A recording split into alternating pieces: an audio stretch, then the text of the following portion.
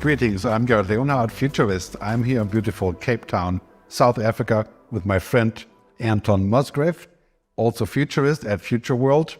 And we're doing a new show, which you've seen in some of the other ones, I do hope. It's called The World by 2030.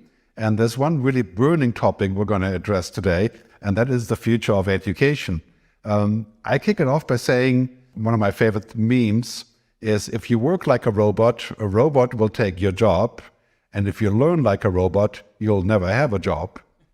Let's start with that. So what is happening with education? Is it future fit for 2030? This is, of course, a rhetorical question. The answer is clearly no. But I think I was speaking at an educational conference in Barcelona a short while ago, and I said to the audience of educators from all over the world, you folks have the most important job on the planet, because if you mess up and don't get this right, it's the end of us. If we don't prepare young people with the skills, attributes, virtues to cope in a world of robots and artificial intelligence and so forth, then what have we got left to look forward to? And I think if I go back to my own school career many decades ago, as yours probably too, Gerd, and the way we were taught, what we were taught, how we were taught, just doesn't prepare young people for what they face in reality. Social media has made it more complicated. It's made it much tougher for young people. How do they learn to be discerning? How do they filter out the noise? How do you stimulate curiosity? How do you think as a systems theorist about the complexities and interconnections in the world between different things, seemingly separate, but actually all interconnected? These are not things that we were taught at school. And I think today still, there's some superb institutions preparing young kids. But in essence, it's not happening. And we need to reboot that. Control-Alt-Delete. Yeah. Reset the system. Yeah, I think that when I look back at my own education, which was first University of Bonn and then Berklee College of Music, you can safely say that I learned by downloading information. Or in the case of music, I learned by memorizing the scales and memorizing the songs, and so downloading for later. And what we have today is that downloading today's information is first impossible because there's too much. A lot of the information that we all have is old, and like old case studies for MBA and so on. And really what we need to be doing is learn not just in case, but just in time. And for our whole life. Imagine, we're at the end of our learning period here, but if you're 30 today, you're going to keep learning and learning and learning and reinventing and making new jobs. Research shows clearly, you've seen all of that, like 70% of the future jobs in 2030 don't even exist yet. Correct. They're only sort of a little bit here and there, just like social media now has 21 million people working in social media. Didn't exist 10 years ago. And many other research says most of the new work, if it's not hands-on things, will be in the cloud, will be virtual, remote, and mixed mode, right?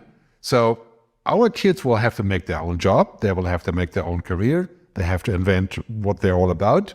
They're going to have to collaborate. They're going to have to constantly shift. Everything that we've known about work and education is no longer going to apply. Right? And so really what's happening with education, and Buckminster Fuller, futurist, said this very fittingly, we go to school so that we can be degeniused. We can have the genius removed from our kids. Systematically, with great effort. And this is really what has been happening in a lot of schools. There are differences. For example, we have the Waldorf School and the Anthroposophical School, and a lot of really amazing schools in Finland that do this. In Canada, we need different kinds of degrees, professional certifications, lifelong learning, experience-based learning, and all that stuff is really dawning on people. The problem is, of course, education is run in many countries by the state. Right? And the state has certain rules and guidelines as to what has to be achieved. For example, tests, right? Well, I was going to say, how long do you think it takes any government or an educational system to change the pedagogy or the syllabus? It's years. And in the world we live in, we don't have years. And then there's another problem. It takes 5 years to change the syllabus. And then the people you're asking to implement the new syllabus, the teachers, are of a generation that's not prone to rapid change. Yeah, that's why I think, the next Google may very well first be in climate tech and then in education. because education is something that we can easily free from all of these circumstances, and we can also think of new ways of spending our money. Like many people in America say now, I do send off my kids to get an MBA for 200 grand, whatever it's going to cost, and have their debt or maybe I'll just invest in their startup, or I send them traveling to India.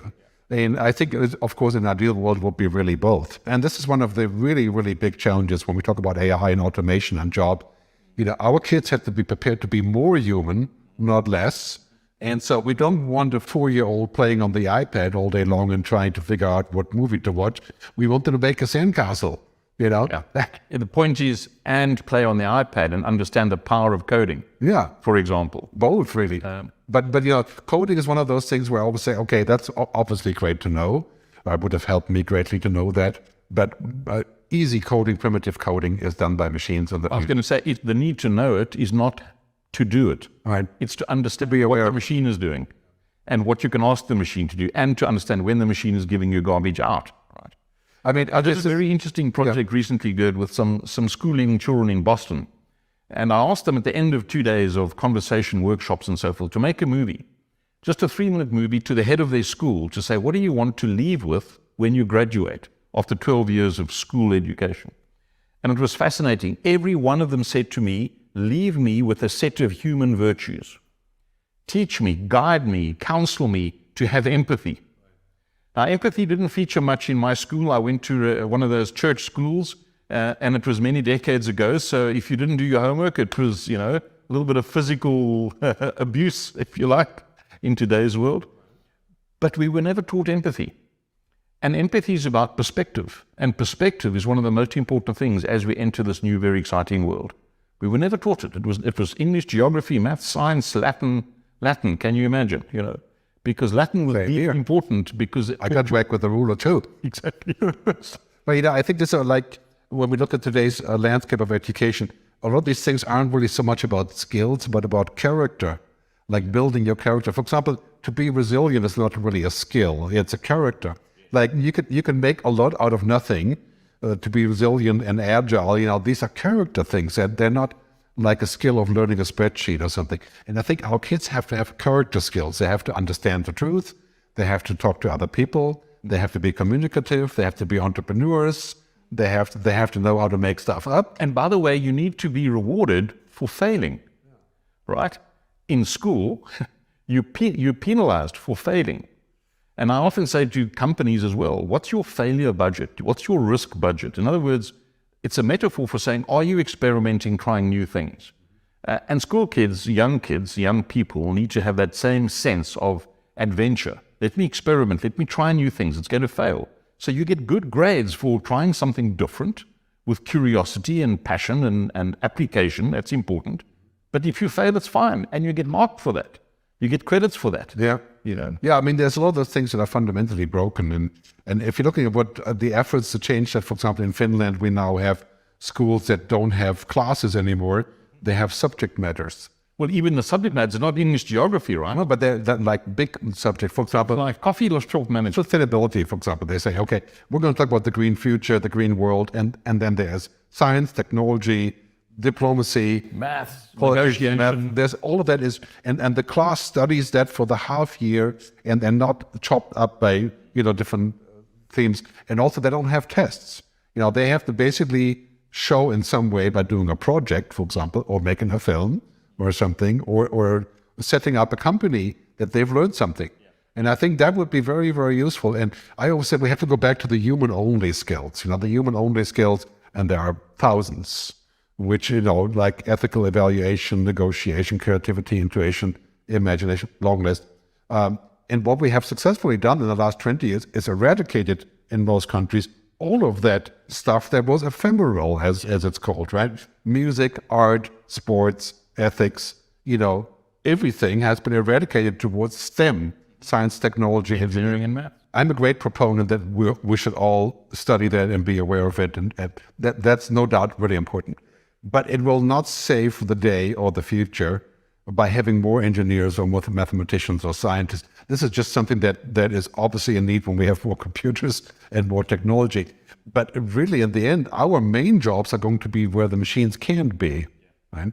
And that's the human-only job. So in an ideal world, I would say every scientist and engineer must study empathy, compassion. Right?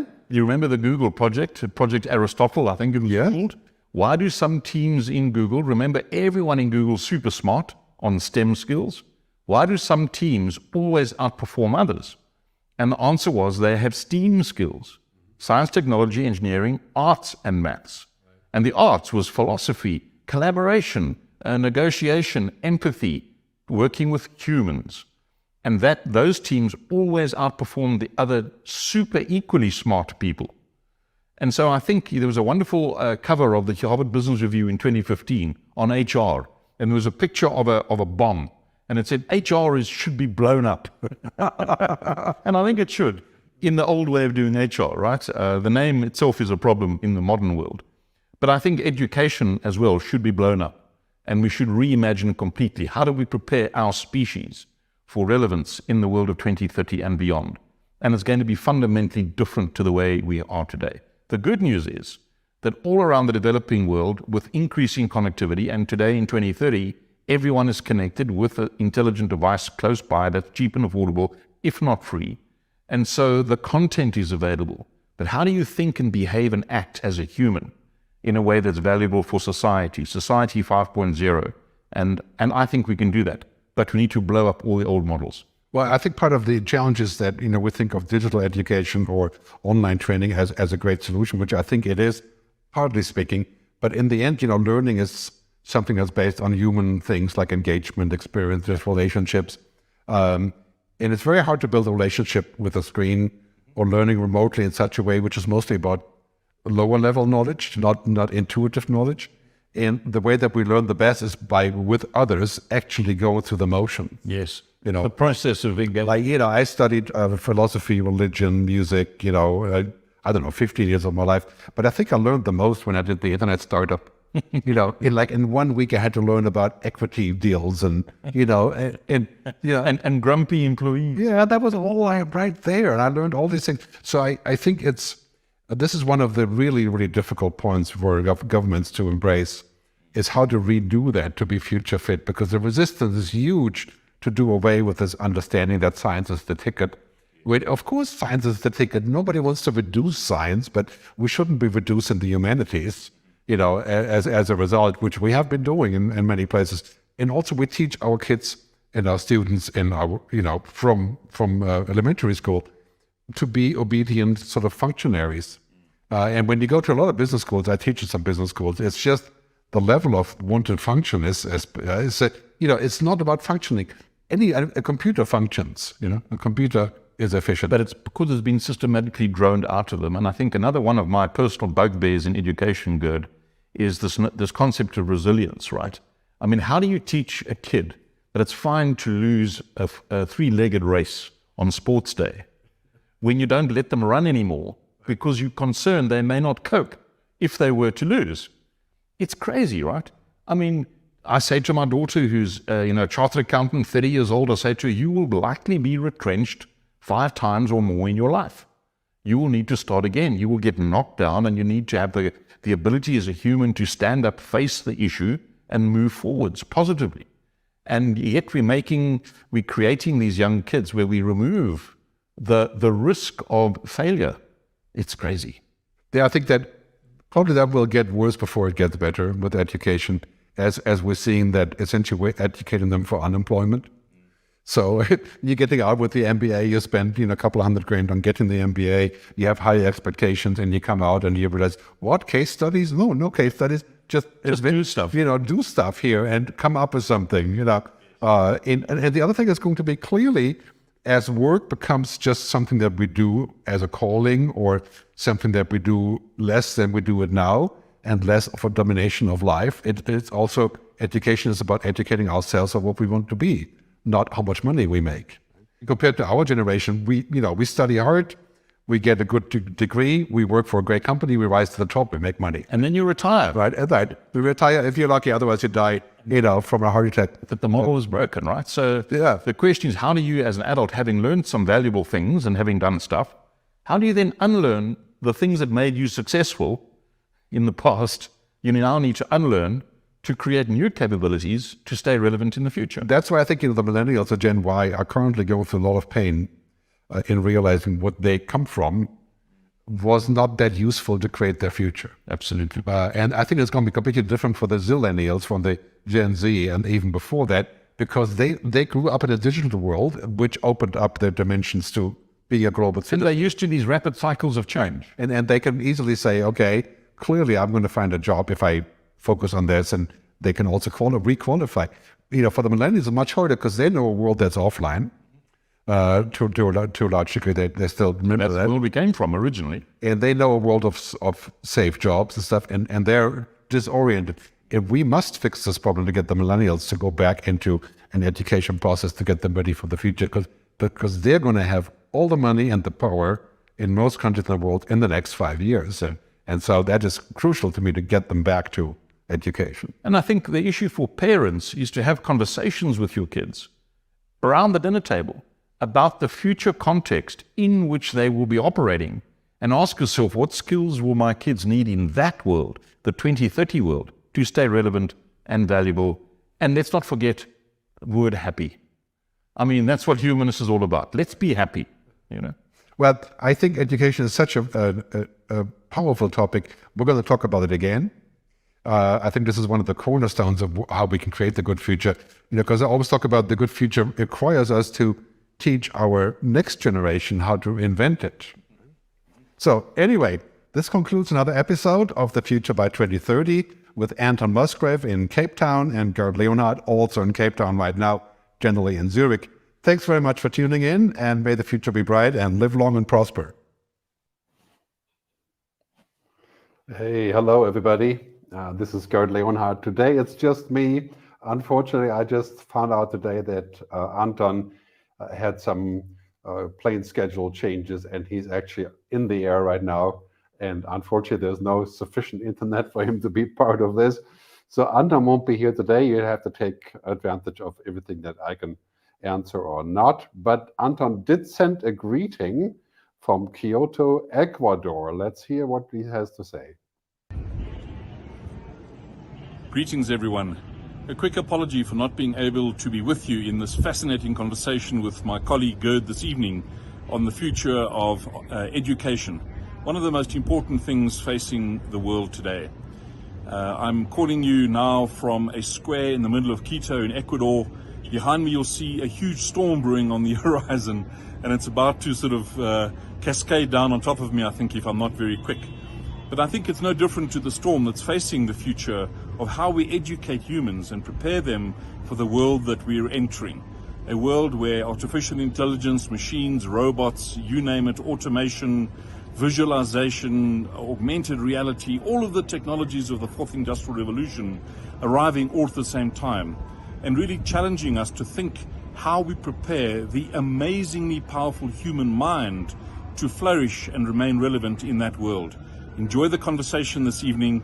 Gerd will guide you through a fantastic Q&A, and I look forward to joining you again for a live Q&A at our next session. Have a great evening. Cheerio. Yeah, thanks to technology. Thank you, Anton. Quite a trip to Quito, sorry, Ecuador. Yeah, nice to have you here. And so I'm here to answer your questions and to give more comments on what we said. It's interesting. I was just in Montreal on Monday speaking about the future of education. We're going to publish a video on my YouTube channel, gerdtube.com, shortly on this. It was for SICAN, the Association of Colleges and Secondary Education in Canada, with a nice, large, and engaged audience. It's a great video. You should watch it when it comes up, probably tonight or tomorrow morning. Anyway, do we have questions or comments? Love to hear one. Okay. So Marla Mukherjee Zeus. Okay. Hello, Marla. Thanks for being here. So one key requirement is able kids to succeed is smaller, well-funded classes with competent teachers. Education is typically the area government spent the least on. Yeah, well, this is obviously true. And just like within education, the science and technology education has been harnessed and favorited in many countries. And that's now starting to change. I just heard the other day that Finland has some great initiatives on education, where you are now learning in classes based on themes and topics. For example, a class on climate change would involve chemistry, biology, politics, language, everything. And that will be done for like 3 months. So everybody's in this class about climate change. And I think we're going to need to also have different kinds of teachers that can deal with this kind of curriculum. And this is one of the hardest changes, I think, in the educational system. The teachers have to get behind this. The curriculum needs to change. The funding of government needs to increase to actually make it work in different ways. And I think governments around the world are realizing now that by educating students and kids and of course adults as well, it has great economic impact. And the smart governments around the world, as in Canada, are doing this. So they're pursuing things like alternate degrees or just vocational certificates. So in Canada, you can go and study the most minuscule topics like social media. You can take a class and get a vocational training certificate in that. I think that's the future. The future is also that I can do some of that online, some of that I go to actual classes, and I can study it in a hybrid way. And I think just looking at a few years down the road, I can study at home using my augmented reality glasses when they come out. But I will always cherish the moment of learning with others. And that is always going to be part of the package. And I think any government that's not spending enough money on education is going to be very short-sighted and find itself out of resources. And this is one of the key things that I think we have to understand. Here in Switzerland, for example, we have a pretty good system of funding schools and universities. I live in Zurich, but our curriculum is very old-fashioned. And I can see that again, every now and then I teach a little bit at certain various of the schools here, and I do some seminars. And I have to say that I think this move towards a more humanistic expression and imagination and intuition that is sorely needed in places like Switzerland and of course also in Germany. But you know, the trend is that this is changing. So I do have high hopes for that to be the future. And funding will return. I'm certain of that, as long as funding, along with other funding activities, for example, in green energy or sustainable energy, which will come back after this episode, a terrible war in the Ukraine ends. I hope sometime this year, so that more funds can be moved over again. Kind of bizarre that we have to spend money on the military now, especially here in Europe when there's so many other high pressing priorities. But anyway, thanks for your question. Do we have another comment? Okay, we have a question here, a comment from Francis Emmanuel.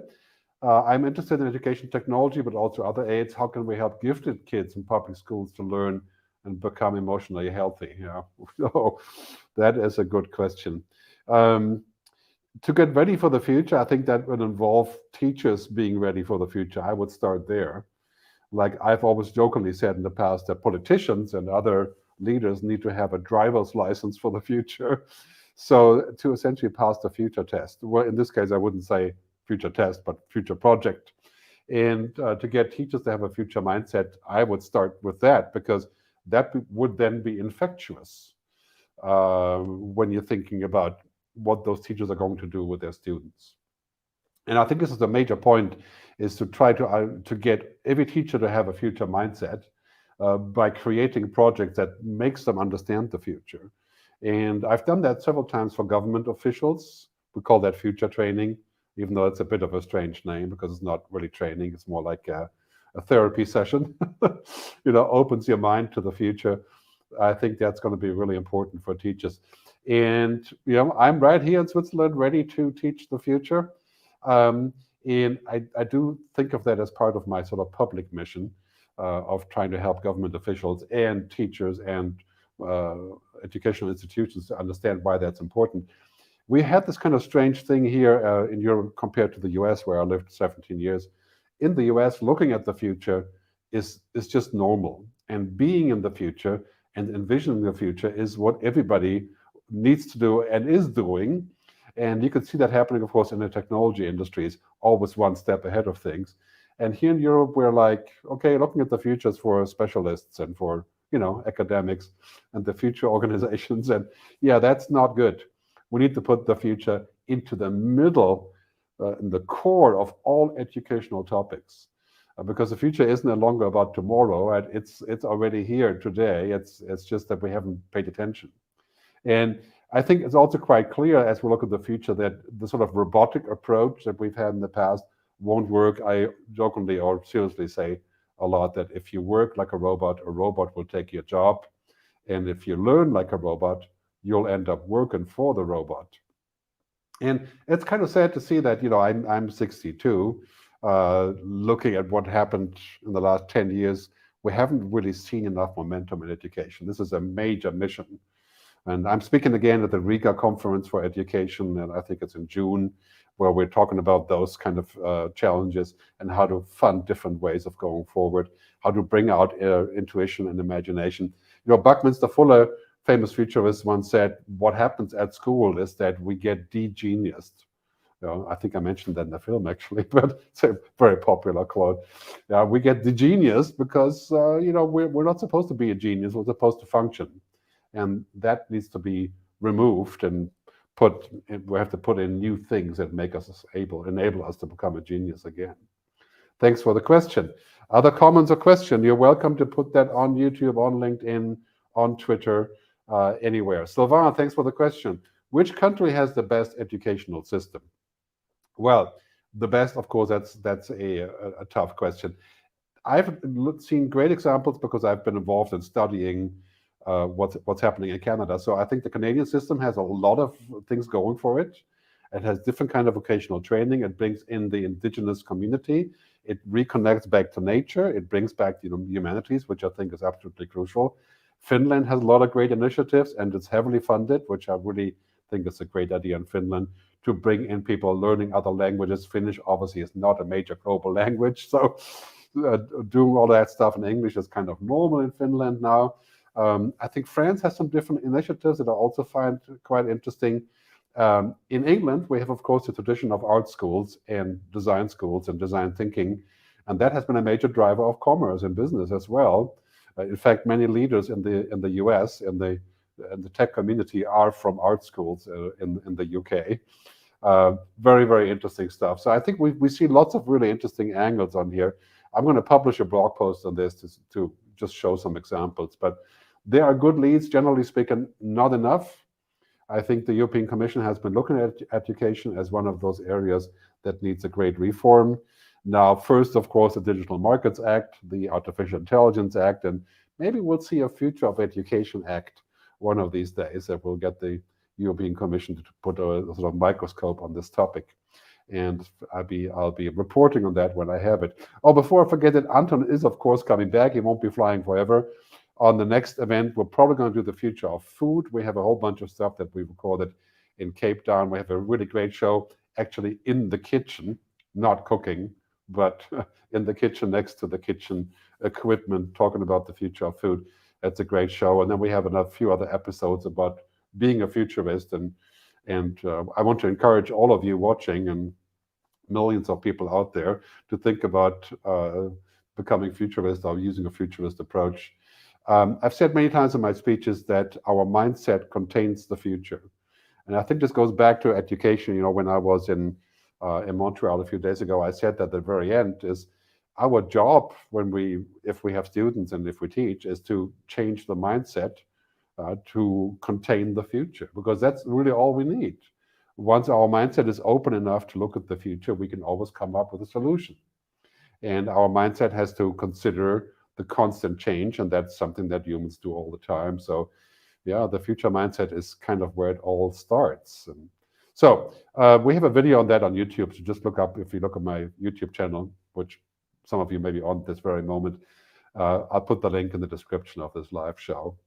Another question or comment, somebody? Yes, please feel free. Okay, Mylene Baum, thanks very much. So yeah, you agree totally. Well, that's good to know. I think that here in Europe, we are really struggling with the change of these things. And it's funny, I said earlier that in the conversation that I really believe the next Google will be in education, right or along with the fact that we have the next major company in climate change technology. But this is so sorely needed.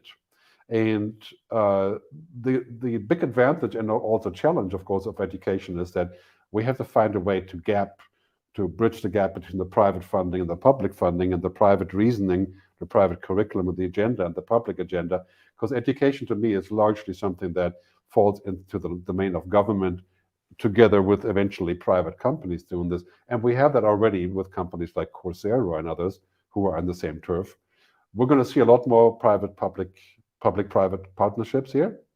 And I think that will be also sorely needed for the putting more input on this. Thanks for the commenting. We're a little bit light today on the show because Anton didn't have a chance to invite his people. But if we have any more comments, I'll be very happy to take them. Otherwise, yeah, okay.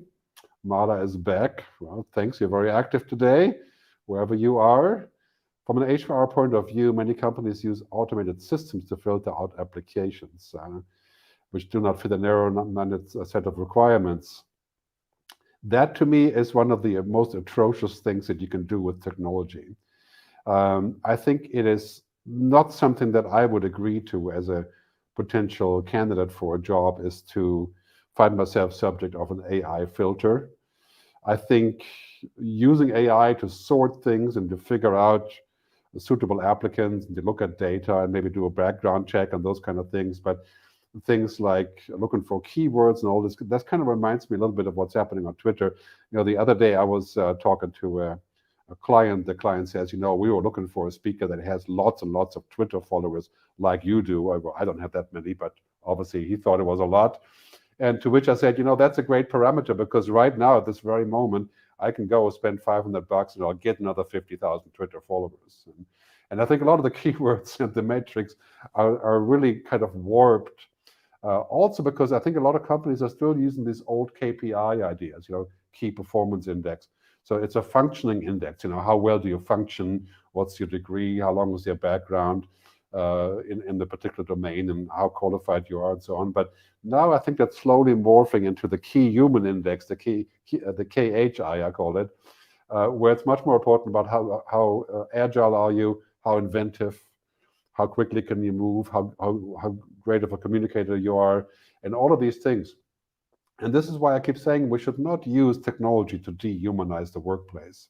We should use it as a tool to get jobs done that need to get done, commodity work. And many times it's called dirty, dull, and dangerous, the 3Ds. That we can do with technology, but sort of, judging people or getting an AI to read somebody's face while they have an interview and stuff, I think that is probably a waste of time and also kind of insulting to human intelligence. But at the same time, I think using AI to sort things and to organize stuff and to find backgrounds, it's probably a useful thing, as long as we use it like Google Maps, which is an interesting analogy on AI, which I use a lot, basically saying that Google Maps is used by everybody, but we're all questioning it, and we're sometimes saying, no, it can't be, we shut it off. And sometimes it's just totally wrong.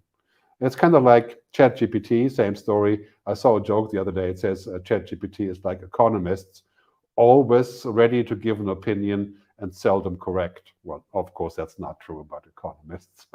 But anyway, so that's kind of the Google Maps effect. And I think we should use the same kind of approach when we use AI in the workplace, is to say, yeah, that's interesting, but is it complete? Is it accurate? My approach to all of these things is that let's keep the humans in the loop. Let's make sure humans are always the last decision maker, and we can kick over the things that technology has told us are the right or the wrong things to do, because technology and data does not see the real world. It sees only parts of the world. And in my other shows that I've done earlier in the last couple of weeks, I talked a lot about ChatGPT and the generative AI, and it's one of the key realizations to me on this topic is that an AI, a ChatGPT 4 or whatever you're using, is really only seeing patterns. It's looking at data, it's binary information. It's not looking for meaning. And meaning is the most important thing when you're working with somebody or for somebody, is to put that together. That's actually very hard to define. That's like purpose, define purpose or happiness. So those are the kind of skills that we're going to need in the future. I think we're going to see people have jobs like a happiness facilitator. a rewilder, somebody who gets people in touch with nature again. And all of these things are coming out of this current madness about technology dominating everything. And I've said in my other films many times, we're heading towards this kind of human renaissance time where the human stuff is coming back and human skills are coming back. And we're going to go to a world where basically our job is to do what the machines can't do. And there's a lot of that. Increasingly, there's more human-only skills become invaluable. And that's what we need to learn at school, no matter what school, whether it's business school or kindergarten or secondary or lifelong learning. We don't just need to learn practical skills, sort of monetizable skills, but also emotional skills. Anyway, before I ramble on much longer, I'm ready for another question if there is one. Otherwise, it's also quite okay if we are closing the session here. We're going to have a lot more material on education. If you are on my YouTube channel, gerdtube.com, just type in the keyword on the channel search education. You'll see lots of my videos. I want to recommend 3 films. Let's bring in the URL here. One is the goodfuturefilm.com. That's my film about the good future, filmed in beautiful Lanzarote, Canary Islands, in 2021. It's quite popular now and actually getting more popular on this whole topic. My latest film from earlier this year is called Twice Upon a Time, and it's twiceUponAtime.tv. That's where you will find it on my website and also, of course, on YouTube. Showing you the 2030 scenarios, 2 of them, one really nasty one, that's the first 6 minutes, the dark Hollywood, Nollywood, Bollywood version, and then the last 7 minutes, the good future, the 2030 future. And we also have a film about the future of work, that is How the Future Works.tv, I think, howthefutureworks.tv. That's also about AI, about the future of work. So that's a longer one from about 3 years ago. So thank you very much for being here. Anton will be back with me, not next week, but probably the week after that. Check our channel, theworldby2030.com. We're going to put up all the latest links and stuff there. That's just a microsite, but I think it's a useful tool. I want to thank you very much for joining, and whoever you are and wherever you are, live long and prosper. Goodbye.